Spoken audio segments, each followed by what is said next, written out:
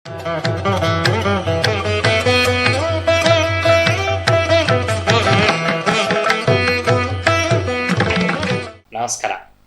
ಎಲ್ಲ ವೀಕ್ಷಕರಿಗೆ ದೀಪಾವಳಿ ಹಬ್ಬದ ಶುಭಾಶಯಗಳನ್ನು ಹೇಳ್ತಾ ನವೆಂಬರ್ ತಿಂಗಳಿಗೆ ನಾವಿನ್ನೇನು ಕಾಲಿಡ್ತಾ ಇದ್ದೇವೆ. ನವೆಂಬರ್ ತಿಂಗಳಲ್ಲಿ ಎಲ್ಲ ದ್ವಾದಶ ರಾಶಿಗಳವರಿಗೆ ಯಾವ ರೀತಿಯಾಗಿರುವಂಥ ಶುಭಾಶುಭ ಫಲಗಳು ಅನ್ನುವಂಥದ್ದು ಪ್ರಾಪ್ತವಾಗತ್ತೆ ಅಂತ ತಿಳಿಸ್ತಾ, ವಿಶೇಷವಾಗಿ ಅಕ್ಟೋಬರ್ 18ನೇ ತಾರೀಕು ನಮಗೆ ಗುರುವಿನ ಒಂದು ಸಂಚಾರ ಅನ್ನುವಂಥದ್ದು ಮಿಥುನದಿಂದ ಕರ್ಕಾಟಕ ರಾಶಿಯಲ್ಲಿ ಆಗ್ತಾ ಇದೆ.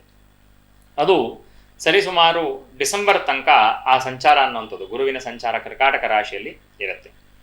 ಅದರಿಂದ ಅನೇಕ ಜನಗಳಿಗೆ, ದ್ವಾದಶ ರಾಶಿಯವರಿಗೆ ಯಾವ ರೀತಿಯಾಗಿರುವಂತಹ ಒಂದು ಪರಿಣಾಮವನ್ನು ಅದು ಬೀರುತ್ತೆ ಅಂತ ಯೋಚನೆಯನ್ನು ಮಾಡ್ತಾ, ಮೊದಲನೇದಾಗಿ ಗುರು ಎಲ್ಲ ಗ್ರಹಗಳಿಗೆ ಈಶ್ವರ ಕಾರಕತ್ವನಾಗಿರ್ತಕ್ಕಂಥವನು. ಎಲ್ಲ ಗ್ರಹಗಳಲ್ಲೂ ಅತ್ಯಂತ ಶುಭ ಗ್ರಹ ಅಂತಂದರೆ ಅದು ಗುರು. ಗುರುವಿನ ಸಂಚಾರ ಕರ್ಕಾಟಕ ರಾಶಿಯಲ್ಲಿ ಉಚ್ಚ ಸ್ಥಾನದಲ್ಲಿ ಆಗ ಎಲ್ಲರಿಗೂ ವಿಶೇಷವಾಗಿರುವಂಥ ಶುಭ ಫಲಗಳು ಅನ್ನುವಂಥದ್ದು ಪ್ರಾಪ್ತವಾಗತ್ತೆ.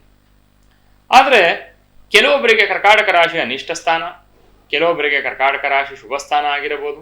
ಅಲ್ಲಿರುವಂತಹ ಗುರುವಿನ ಸಂಚಾರದಿಂದ ದ್ವಾದಶ ರಾಶಿಗಳ ಮೇಲೆ ಒಂದು ರೀತಿ ಸ್ವಲ್ಪ ಕೆಲವೊಂದು ರಾಶಿಗಳಿಗೆ ಒಳ್ಳೆ ಪ್ರಭಾವ, ಕೆಲವೊಂದು ರಾಶಿಗಳಿಗೆ ಅಷ್ಟಾಗಿ ಒಳ್ಳೆ ಪ್ರಭಾವ ಅಲ್ಲದೇ ಇರುವಂತಹ ಒಂದು ವಿಚಾರಗಳು ನಮಗೆ ಕಾಣಸಿಗುತ್ತೆ. ಅದನ್ನು ನಾವು ಚಿಂತನೆಯನ್ನು ಮಾಡ್ತಾ, ಕನ್ಯಾ ರಾಶಿಯವರಿಗೆ ನಾವು ನೋಡೋದಾದರೆ, ಕನ್ಯಾ ರಾಶಿಯವರಿಗೆ ವ್ಯಯಸ್ಥಾನದಲ್ಲಿ ಕೇತುವಿನ ಯೋಗ, ಮತ್ತು 6ನೇ ಸ್ಥಾನದಲ್ಲಿ ರಾಹುವಿನ ಯೋಗ, 7ಮ ಸ್ಥಾನದಲ್ಲಿ ಶನಿಯ ಯೋಗ. ಸಹಜವಾಗಿ ಒಂದಷ್ಟು ದಿನಗಳಿಂದ, ಸರಿಸುಮಾರು ಒಂದು 4-5 ತಿಂಗಳ ಕಾಲದಿಂದ ಕನ್ಯಾ ರಾಶಿಯವರಿಗೆ ಒಂದಷ್ಟು ಕೌಟುಂಬಿಕವಾಗಿ ನೆಮ್ಮದಿ ಇಲ್ಲದೆ, ಕುಟುಂಬದ ವಿಚಾರದಲ್ಲಿ ಆರ್ಥಿಕ ವ್ಯಯ ಆಗಿರುವಂತಹ, ಅನಾರೋಗ್ಯದ ವಿಚಾರದಲ್ಲಿ ಆರ್ಥಿಕ ವ್ಯಯ, ನಿದ್ರೆಯಲ್ಲಿ ಒಂದಷ್ಟು ಹಿಂಸೆ, ಚೆನ್ನಾಗಿ ನಿದ್ರೆ ಬರ್ತಿಲ್ಲ ಅಂತ ಹೇಳೋ ರೀತಿಯಲ್ಲಿ, ಅದು ಎರಡೂ ಅರ್ಥದಲ್ಲಿ ತಗೋಬಹುದು. ಒಂದು ನಿಜವಾಗ್ಲೂ ನಿದ್ರೆ ಆಗಿರ್ಬೋದು, ಇನ್ನೊಂದು ಮಾನಸಿಕ ದುಃಖದಿಂದ ಒಂದು ರೀತಿ ನನಗೆ ನಿದ್ರೆ ಬರ್ತಿಲ್ಲ ಅಂತ ಹೇಳೋ ರೀತಿಯಲ್ಲಿ ಕೂಡ ಕಾಣಸಿಗತ್ತೆ. 2ನೇ ಸ್ಥಾನದಲ್ಲಿ ಬುಧನ ಯೋಗ ಇದೆ, ಮತ್ತೆ ಜನ್ಮದಲ್ಲಿ ಶುಕ್ರನ ಯೋಗ. ದ್ವಿತೀಯಾಧಿಪತಿ ರಾಶಿಯಲ್ಲಿ, ರಾಶ್ಯಾಧಿಪತಿ ದ್ವಿತೀಯ ಸ್ಥಾನದಲ್ಲಿ ಒಂದು ಪರಿವರ್ತನಾ ಯೋಗ ಕೂಡ ಇದೆ. ಗುರುವಿನ ಸಂಚಾರ ಏಕಾದಶ ಸ್ಥಾನದಲ್ಲಿ ಆಗ್ತಿರುವಂಥದ್ದು. ಏಕಾದಶ ಸ್ಥಾನ ಇಡೀ 12 ರಾಶಿಗಳಲ್ಲಿ ಆ ಏಕಾದಶ ಸ್ಥಾನ ಅನ್ನುವಂಥದ್ದು ತುಂಬ ಅತ್ಯಂತ ಶುಭ ಫಲಗಳನ್ನು ತಂದುಕೊಡುವಂತಹ ಸ್ಥಾನ. ಅದರಲ್ಲೂ ಎಲ್ಲ ಶುಭ ಗ್ರಹಗಳಲ್ಲೇ ಶುಭ ಗ್ರಹನಾಗಿರುವಂತಹ ಗುರು ಯಾವಾಗ ಶುಭ ಸ್ಥಾನಕ್ಕೆ ಬರ್ತಾನೆ, ಅತ್ಯಂತ ಶುಭ ಫಲಗಳನ್ನು ತಂದುಕೊಡ್ತಾನೆ. ಈ ಕನ್ಯಾ ರಾಶಿಯವರಿಗೆ ಸಮಸ್ಯೆ ಇಲ್ಲ ಅಂತ ಹೇಳಲಿಕ್ಕಾಗಲ್ಲ, ಖರ್ಚು ಜಾಸ್ತಿ ಇದೆ. 7ಮ ಸ್ಥಾನದಲ್ಲಿ ಶನಿ ಇರೋದ್ರಿಂದ ಪಾರ್ಟ್ನರ್ಶಿಪ್ಪಲ್ಲಿ ವ್ಯವಹಾರ ಮಾಡ್ತಿರ್ತಕ್ಕಂಥವರಿಗೆ ತೊಂದರೆ ಉಂಟಾಗುವಂತಹ ಸಾಧ್ಯತೆ ಇದೆ. ವ್ಯಾಪಾರ ವಹಿವಾಟುಗಳನ್ನು ಮಾಡ್ತಿರ್ತಕ್ಕಂಥವರಿಗೆ ಒಂದಷ್ಟು ವಿಘ್ನಗಳು ಉಂಟಾಗುವಂತಹ ಸಾಧ್ಯತೆ ಇದೆ. ಅದೆಲ್ಲವೂ ಕೂಡ ಆ ಸಾಧ್ಯತೆಗಳು ಅನ್ನುವಂಥದ್ದು ಏನಿದೆ ಅದೆಲ್ಲ ಸಪ್ರೆಸ್ ಆಗಿ ಅವರಿಗೆ ಗುರುವಿನ ಅನುಗ್ರಹದಿಂದ ಇರುವಂತಹ ಸಮಸ್ಯೆಗಳೆಲ್ಲ ದೂರ ಆಗಿ ದೊಡ್ಡದಾಗಿರುವಂತಹ ಮಟ್ಟದಲ್ಲಿ ಒಂದು ಸಪೋರ್ಟ್, ಒಂದು ದೃಢವಾಗಿರುವಂತಹ ಬಲ ಸಿಕ್ಕದಂಗೆ ಅವರಿಗೆ ಸಾಧ್ಯ ಆಗತ್ತೆ.